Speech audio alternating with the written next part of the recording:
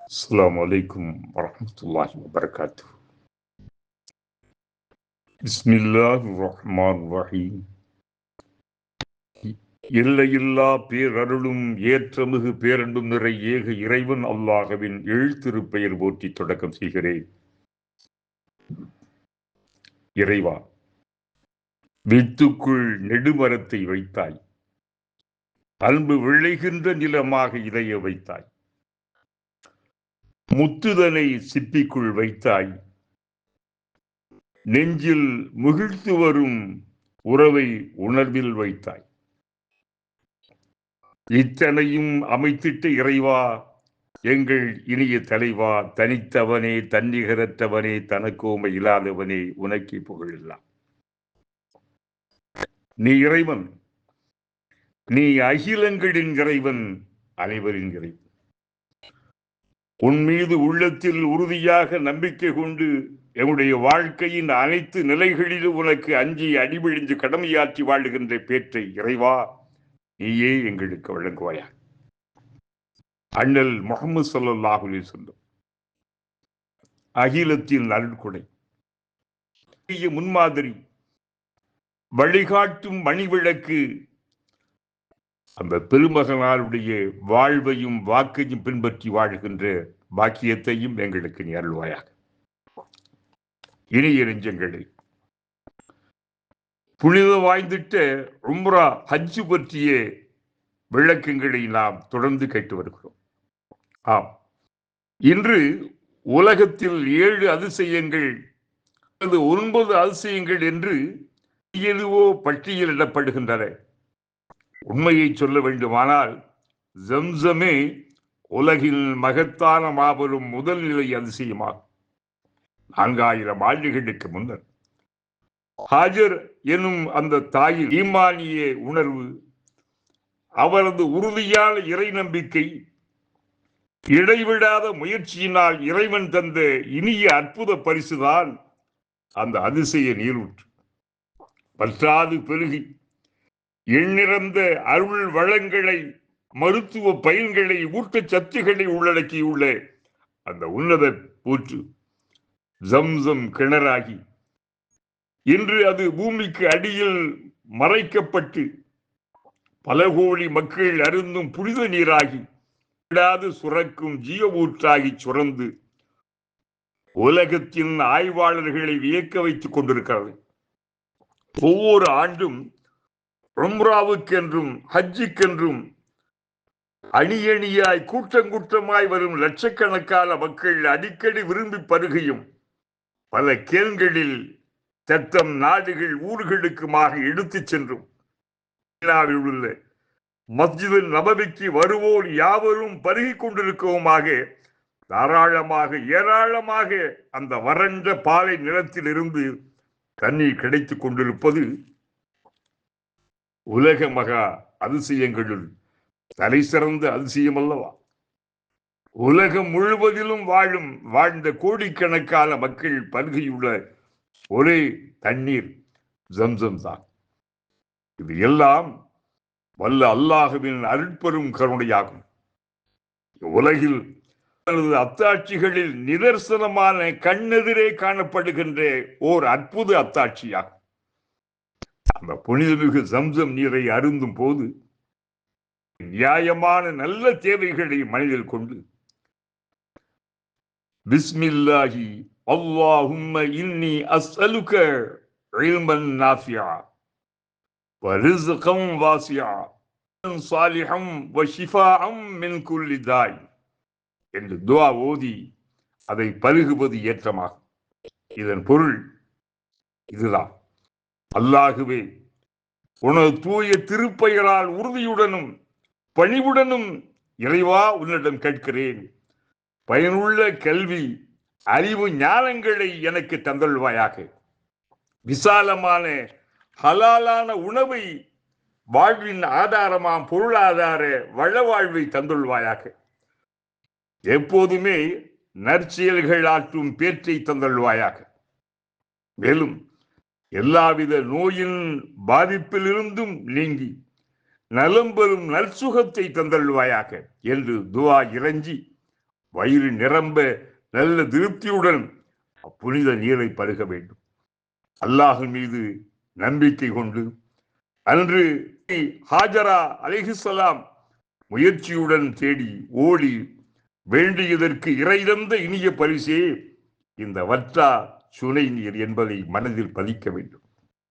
பின்னர் கஅபாவின் வாசலை முல்தஸிமை பிடித்து அதன் பக்கம் நோக்கி அல்லாஹும்ம ரப்ப ஹாதல் பைத்தில் அதீக், அல்லாஹும்ம ரப்ப ஹாதல் பைத்தில் அதீக், இறைவா புனிதமான பழமையான தொன்மை ஆலயத்தின் மகத்துவ மிக்க மாண்பாட நாம் அல்லாகவே மறுமையின் நரக நெருப்பின் வெம்மில் இருந்து எங்களை பாதுகாத்து விடுதலை நல்குவாயாக.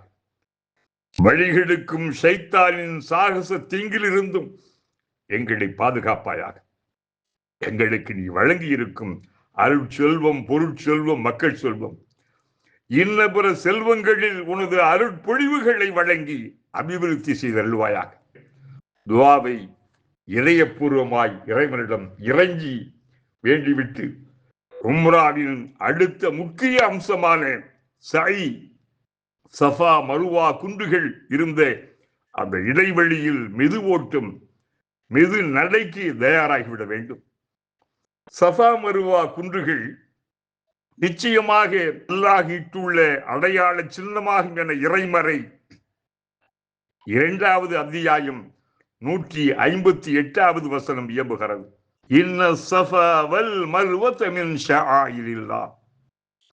அன்று நம் அன்னை ஹாஜரா அலைஹிஸ்ஸலாம் அவர்கள் தம் செல்ல குழந்தை இஸ்மாயிலின் பசி தாகம் நீக்குவதற்காக வேண்டி அல்லாஹ்விடம் வேண்டி சஃபா மருவா குன்றுகளுக்கு இடையே முயற்சித்து ஆங்குமிங்கும் விரைந்து நடந்து நீர் தேடியதை நினைவுறுத்தும் வண்ணம் உம்ராவிலும் ஹஜ்ஜிலும் ஓர் அம்சமாக அல்லாஹுவால் இது அறிமுகப்படுத்தப்பட்டு கடமையாக்கப்பட்டது.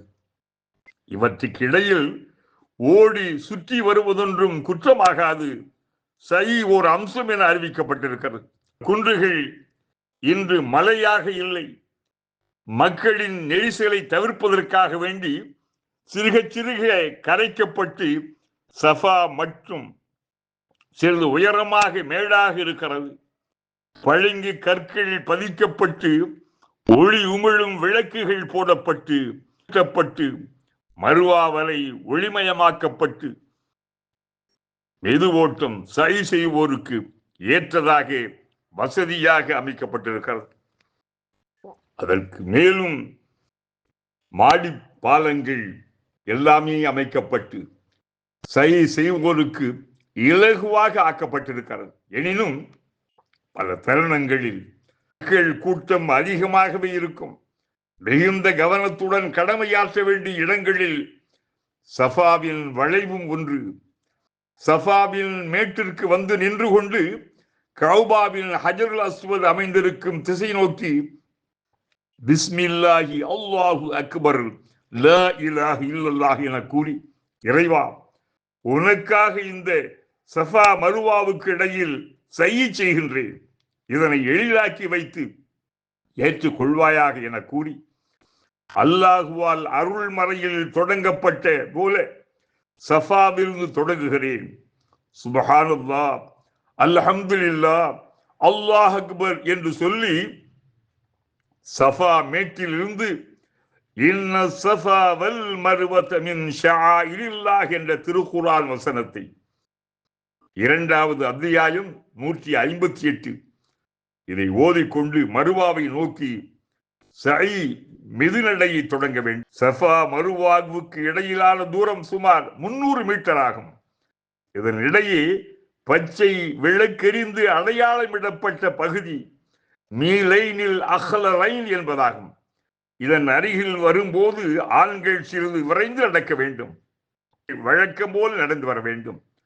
ரப்பிக்ஃபிர் வர்ஹம், ரப்பிக்ஃபிர் வர்ஹம், இறைவா என் பாவம் பொறுப்பாயாக, என் மீது உன் அருளை அள்ளி பொழிவாயாக என ஓத வேண்டும்.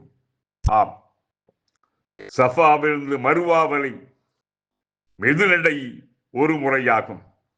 பின்னர் மருவாவிலிருந்து சஃபா வரை 2ஆம் முறையாகும். இவ்வாறாக 7 முறை மெதுநடை நடப்பது தொங்கோட்டம் என்று சொல்வார்கள் அல்லவா, அந்த சாயின் நிறைவாகும். சஃபா மருவாவில் இது சஃபா மருவா என்ற அந்த 2க்கு இடையிலே சஃபாவிலே தொடங்கி மருவாவில் நிறைவரும்.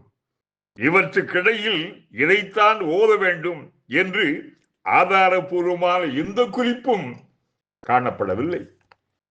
உங்களுக்கு தெரிந்த திருக்குர்ஆன் ஆயத்துகள், திக்ருகள், தஸ்பீஹ், கலிமா எது வேண்டுமானாலும் நீங்கள் ஓதிக்கொண்டு செல்லலாம். அல்லது அல்லாஹ்வின் மகத்துவத்தை மனதில் நிறைத்து ஏக இறை சிந்தனையுடன் மௌனித்தும் செல்லலாம். மருவாவில் நின்று வரஹம் என சொல்லி துவா செய்து அல்லாஹ்விடம் இம்மை மறுமையின் நற்பேறுகளை கேட்கலாம். இத்துடன் சை முடிந்து விடுகின்றது.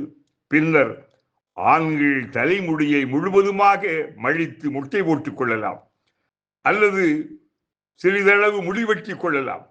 முழுவதுமாக மழித்து முட்டை போட்டுக் கொள்வதை பெருமானார் ஸல்லல்லாஹு அலைஹி வஸல்லம் அவர்கள் விரும்பி வாழ்த்து கூறியிருக்கின்றார்கள். ஆக முழுவதுமாக முடியை களைந்து நீக்கிக் கொள்வதே சிறப்பாகும்.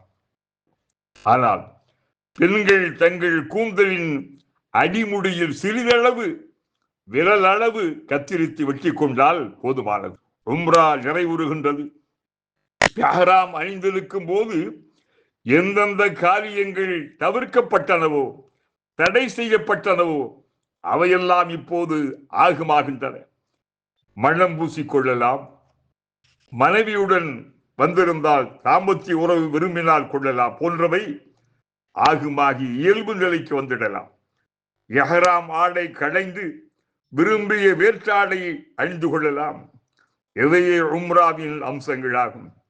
இப்போது நீங்கள் உம்ரா செய்து விட்டீர்கள். அல்ஹம்துலில்லாஹ், அஷ்குரு லில்லாஹ், அல்லாஹ்வை புகழ்ந்து நன்றி கூறுங்கள்.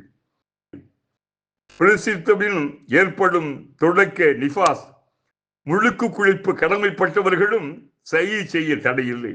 இப்படிப்பட்டவர்கள் தொழுவதும் தவாஃபு செய்வதும் இது மட்டுமே தடுக்கப்பட்டிருக்கிறார்கள். துஆ, திக்ரு மற்ற அமல்களுக்கு தடையில்லை. இதற்காக சகோதரர்கள் வருந்த தேவையில்லை. உம்ரா ஓர் அருமையான அமலாகும். அண்மை காலமாக அல்லாஹ்வின் அருளாகும். முஸ்லிம்கள், இந்திய முஸ்லிம்கள், பெரியவர்கள் என பலரும் ஆர்வத்துடன் அடிக்கடி இதனை மிகுந்த உற்சாகத்துடன் செய்து வருவது மனதை நிறைவாக்குகின்றது. ஆம், உன்னதமான ஒரு பண்புகளாகும். அல்லாஹ்வின் அருள், பாதுகாப்பு, திருப்தி.